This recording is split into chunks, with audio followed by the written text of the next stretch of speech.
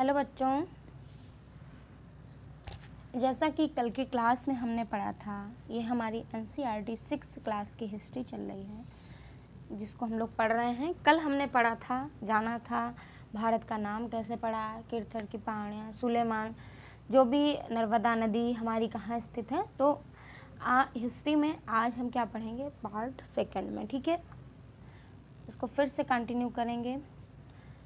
आइए देखते हैं, क्या पुरातत्वविदों को बहुधा कपड़ों के अवशेष मिलते होंगे।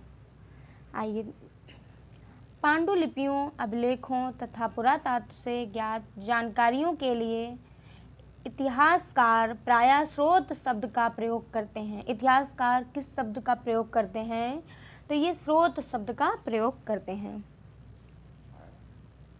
इतिहासकार उन्हें कहते हैं जो अतीत का अध्ययन करते हैं। इतिहासकार किसको कहते हैं, जो अतीत का अध्ययन करते हैं। स्रोत के प्राप्त होते ही अतीत के बारे में पढ़ना बहुत रोचक हो जाता है, क्योंकि इन स्रोतों की सहायता से हम धीरे धीरे अतीत का पुनर्निर्माण करते जाते हैं। अतः इतिहासकार तथा पुरातत्वविद उन जासूसों की तरह हैं जो इन सभी स्रोतों का प्रयोग सुरंग के रूप में कर अतीत को जानने का प्रयास करते हैं।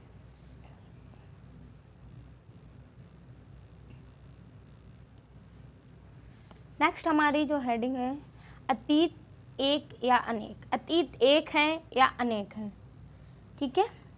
क्या तुमने इस पुस्तक के शीर्ष हमारे अतीत पर ध्यान दिया? हाँ, ध्यान दिया। यहाँ अतीत शब्द का प्रयोग बहुवचन के रूप में किया गया है। ऐसा इस तथ्य की ओर ध्यान दिलाने के लिए क्या किया गया है कि अलग अलग समूह के लोगों के लिए इस अतीत के अलग अलग मायने थे। उदाहरण के लिए पशुपालकों अथवा कृषकों का जीवन राजाओं तथा रानियों के जीवन से तथा व्यापारियों का जीवन शिल्पकारों के जीवन से बहुत भिन्न था। जैसा कि हम आज भी देखते हैं कि उस समय में देश के अलग अलग हिस्सों में लोग अलग अलग व्यवहार और रीति रिवाजों का पालन करते थे। आज भी हम देखते हैं कि कहीं का कुछ रीति रिवाज है और कहीं का कुछ है, करते थे। उदाहरण के लिए आज अंडमान द्वीप के अधिकांश लोग भोजन मछलियां पकड़कर शिकार करके तथा फल फूल के संग्रह द्वारा प्राप्त करते हैं। इसके विपरीत शहरों में क्या होता है, शहरों में रहने वाले लोग खाद्य आपूर्ति के लिए अन्य व्यक्तियों पर निर्भर करते हैं। इस तरह के भेद अतीत में भी विद्यमान थे।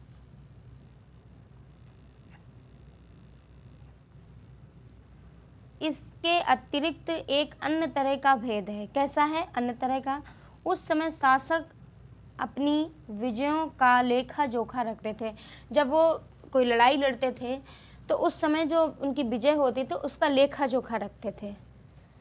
यही कारण है कि हम उन शासकों तथा उनके द्वारा लड़े जाने वाली लड़ाइयों के बारे में भी काफ़ी कुछ जानते हैं। जब वो लिखवा के रखते थे तो तभी हम आज जान पाए हैं। जबकि शिकारी, मछुआरे, संग्राहक, कृषक अथवा पशुपालक जैसे आम आदमी प्रायः अपने कार्यों का लेखा जोखा नहीं रखते थे। जो छोटे वर्ग के लोग थे वो अपनी किसी भी उसका चीज़ों का लेखा जोखा नहीं रखते थे, लेकिन जो राजा वगैरह थे उस समय के शासक, वो अपने विजयों का लेखा जोखा रखते थे। पुरातत्व की सहायता से हम उनके जीवन को जानने में मदद मिलती है। हमें उनके जीवन को जानने में मदद मिलती है। हालांकि अभी भी इनके बारे में बहुत कुछ जानना शेष है। अभी पूर्णतः नहीं जान सकते हैं, बहुत कुछ शेष है। अब हम जानेंगे नेक्स्ट जो हमारी हेडिंग है, तिथियों का मतलब। तिथियों का मतलब, अगर कोई तुमसे तिथि के विषय में पूछे तो तुम शायद उस दिन की तारीख, माह, वर्ष जैसे कि 2000 या इसी तरह का कोई और वर्ष बताओगी। वर्ष की यह गणना ईसाई धर्म प्रवर्तक ईसा मसीह के जन्म तिथि से की जाती है। वर्ष की जो गणना है ये किससे की जाती है? तिथियों की जो गणना है ये किससे की जाती है? ये ईसा मसीह के धर्म से की जाती है। अतः 2000 वर्ष कहने का तात्पर्य ईसा मसीह के जन्म के 2000 वर्ष के बाद से है। ईसा मसीह के जन्म के पूर्व की सभी तिथियां ईसा पूर्व, अब आप समझिएगा, सभी तिथियां ईसा पूर्व से पहले के रूप में जानी जाती हैं। कैसे जानी जाती हैं? ईसा मसीह ईसा पूर्व के रूप में जानी जाती हैं। इस पुस्तक में हम 2000 को अपना आरंभिक बिंदु मानते हुए वर्तमान से पूर्व तिथियों का उल्लेख करेंगे।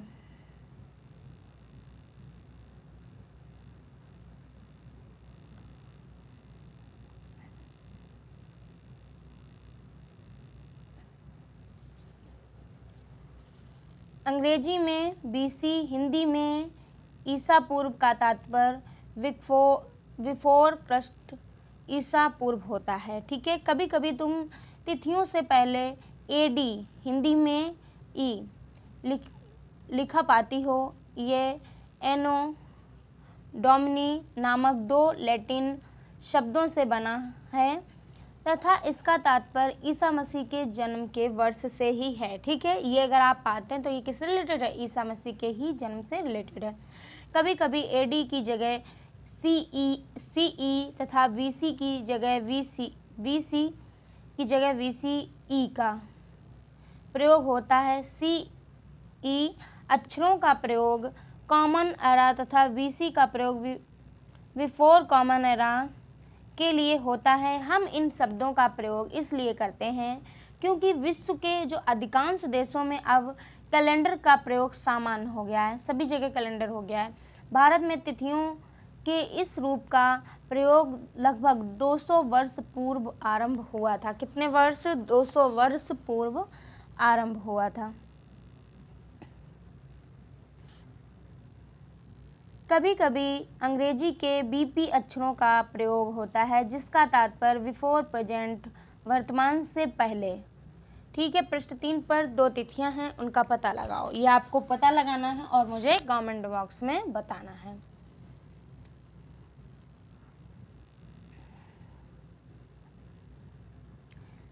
तुम्हें एक पुरातत्वविद का सोचो, एक सेकंड, कल्पना करो। तुम एक पुरातत्वविद का साक्षात्कार लेना है। तुम उन 5 प्रश्नों की सूची तैयार करो जिन्हें तुम पुरातत्वविद से पूछना चाहोगी और ये आपको मिलान करना है। ठीक है,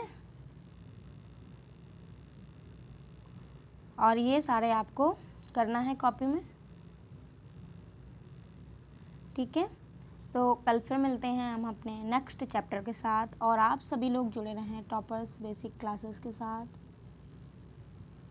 चैनल को सब्सक्राइब करना ना भूलें, साथ ही अपने नोटिफिकेशन को भी ऑन करना ना भूलें।